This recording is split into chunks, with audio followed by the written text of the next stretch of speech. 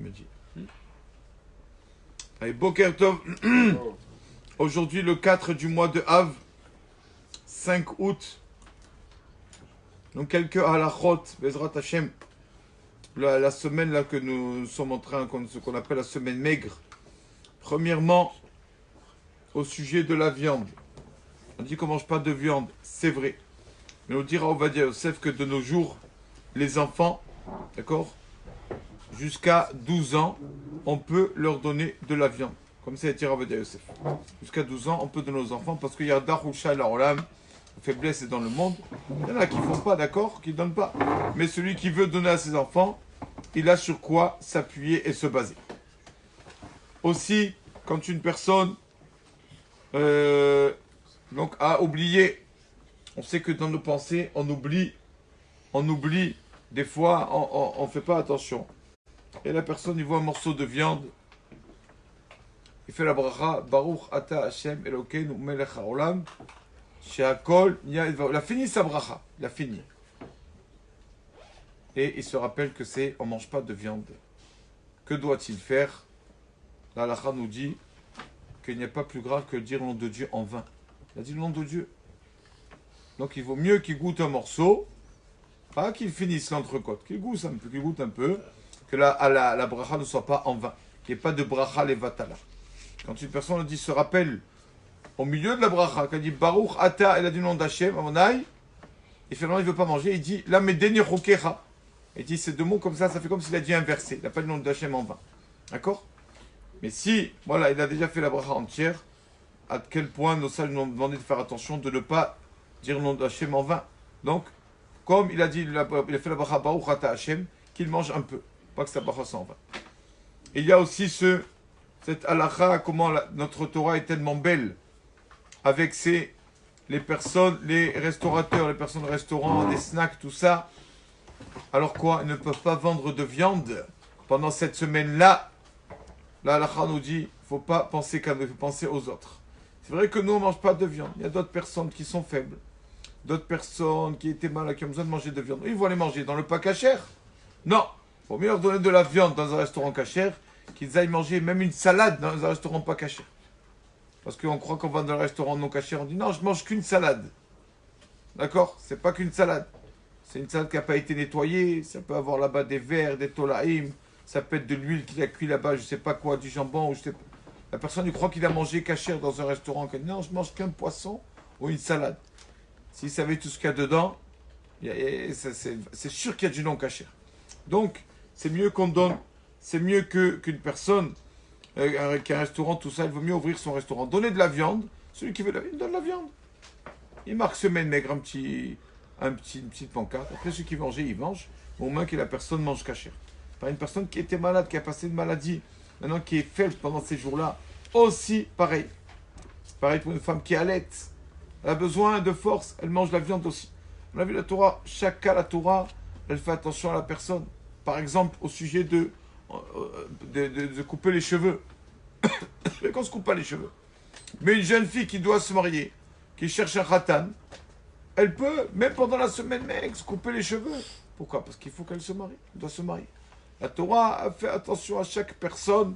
Et quand la Torah a interdit quelque chose, c'est qu'on peut s'en passer. Et quand il faut, la Torah dit non, c'est bon. Pour toi, c'est permis. Notamment cette jeune fille-là qui veut se marier. La Torah a dit, vas-y, tu peux faire la couleur, ce que tu veux. Pour Bezratiem se marier. On a, la Gemara de Shabbat dit qu'une personne, après 120 ans, il va arriver devant Kadosh Baruch Hu. On va lui poser quelques questions. On va lui dire, Nasata v'natata be'emuna. Première question.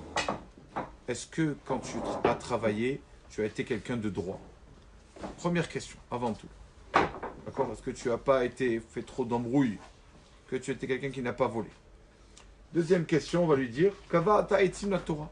Est-ce que tu as pu fixer, voler des petits moments pour la Torah? D'accord? Tu avais le temps un peu, en 24 heures, d'étudier un quart d'heure, une demi-heure, une heure. Tu avais le temps de voir un film ou une série, Baruch Hashem, que la série, elle peut durer des heures entières. Est-ce que d'étudier la Torah, tu as eu le temps? Et la Gemara dit, on va lui poser la question aussi, si Pita l'Ishua, est-ce que vraiment, tu as attendu la délivrance, le Mashiach? Est-ce que tu l'as attendu? Alors, nos sages nous disent, c'est vrai. Étudier la Torah, on va demander parce que c'est marqué dans la Torah. Vedi Barta, bam. Vedi Barta, bam, c'est une mitzvah d'étudier la Torah. Bam, c'est Bereshit Mematai. La Torah écrite, Torah écrite et Torah orale. Il faut étudier la Torah. Avoir Nasata Venatamunad, être droit dans le travail, c'est marqué. Le Tiknov ne vole pas, etc. Mais d'où la Gemara sort qu'il y a une obligation d'attendre la Yeshua, d'attendre la délivrance. Où c'est marqué ça, dans la Torah? Est-ce qu'il y a un droit dans la Torah où c'est marqué il faut attendre le Mashiach chaque jour? On sait que le Rabbi Lubavitch a tellement insisté sur ça. Mashiach, Mashiach, Mashiach. Où c'est marqué dans la Torah? On ne dirait pas que c'est marqué.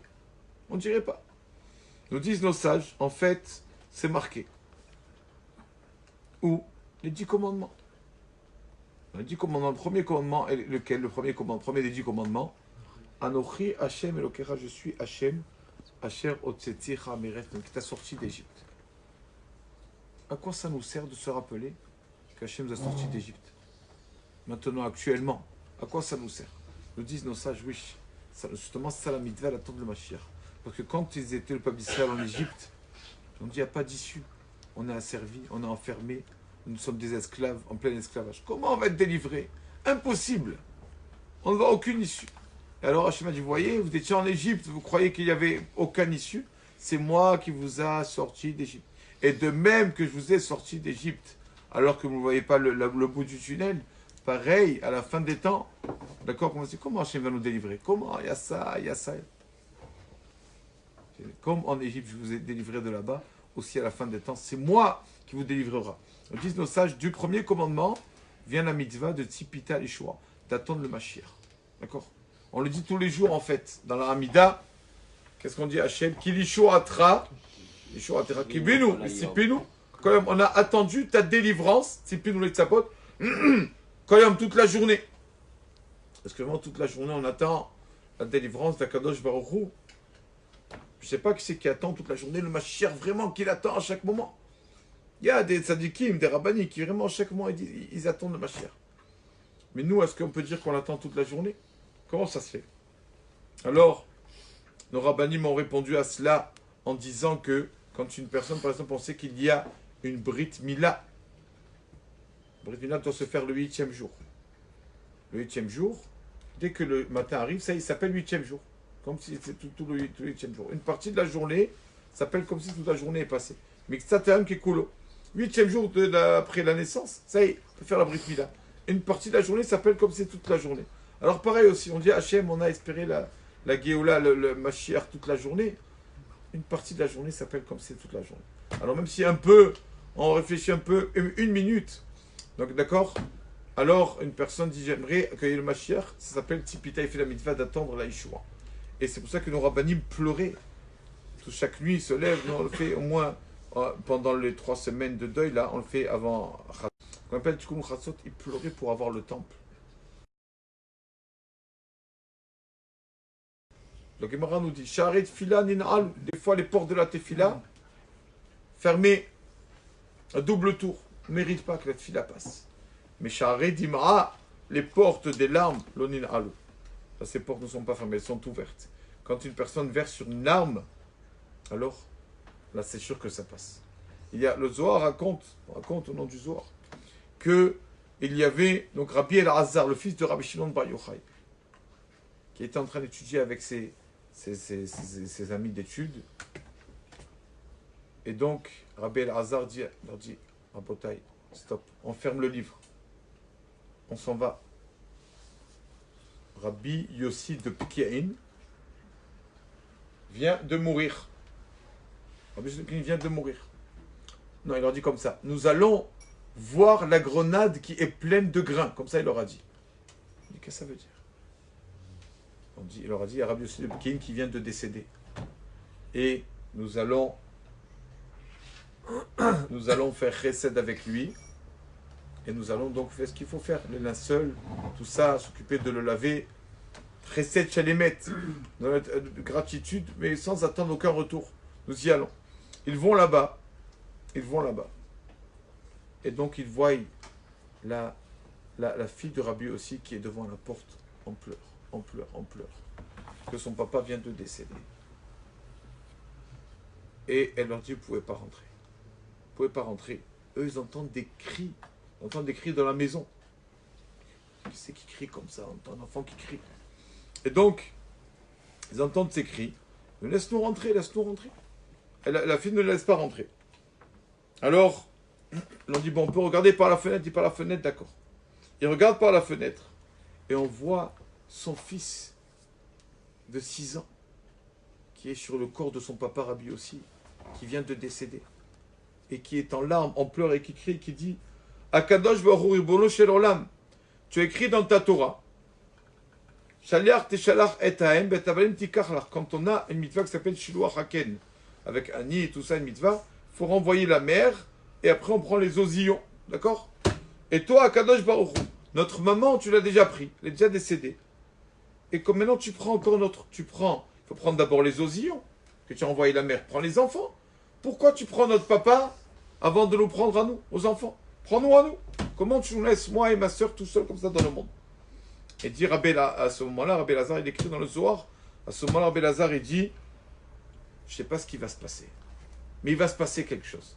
Parce que les larmes d'un enfant comme ça qui parle à Hachem, c'est sûr que ça a fait son effet. Ça a fait du bruit. Et donc, le bébé continue à pleurer.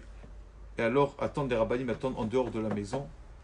À un moment, ils entendent quelqu'un qui leur dit, Rabotai, Beruchim Abaim, mes maîtres, soyez les bienvenus. Qui c'est qui leur parle? Rabbi aussi. Rabbi aussi. Rabbi aussi croit qu'il était mort. Il est mort. Mamash Kamlitriya, résurrection des morts. Il les a appelés. Et on le voit avec son fils, en train d'enlacer son fils et de remercier son fils. Et il leur dit, sachez mes maîtres, Rabbi Lazare, vous n'êtes pas trompé, c'est vrai, j'ai quitté ce monde. Il a dit, mais j'étais déjà en train de me faire juger devant le tribunal céleste, à ce moment-là. Et on m'a préparé 300 chaises, je méritais d'avoir 300 chaises autour de moi. Il dit, mais dès que mon fils a pleuré, a versé ses chaudes larmes, alors avec ces larmes, on a, comment on dit, les chaises, on les a balayées, toutes ces chaises. Il n'y avait ni le prophète Eliaou qui a fait la résurrection des morts, ni le prophète Elisha, ni rien. C'est grâce aux larmes de mon fils là qui a parlé à Kadosh Baruch. Grâce à ça, je suis revenu dans ce monde. Donc voilà, les larmes c'est une bonne chose. Pas des fois, souvent. Ça nettoie les yeux, c'est vrai. Mais on dit que même dans la santé, c'est bien de pleurer des fois. Pas pour la tristesse. Mais pleurer à Kadosh Baruch, de temps en temps, si on arrive à ce degré là de pleurer pour le Beth Amikdash, comme on pleure pour nos problèmes personnels, ça c'est sûr que comme ça, on aura Bezrat Hashem bientôt la Yeshua. Baruch Adonai Le'olam.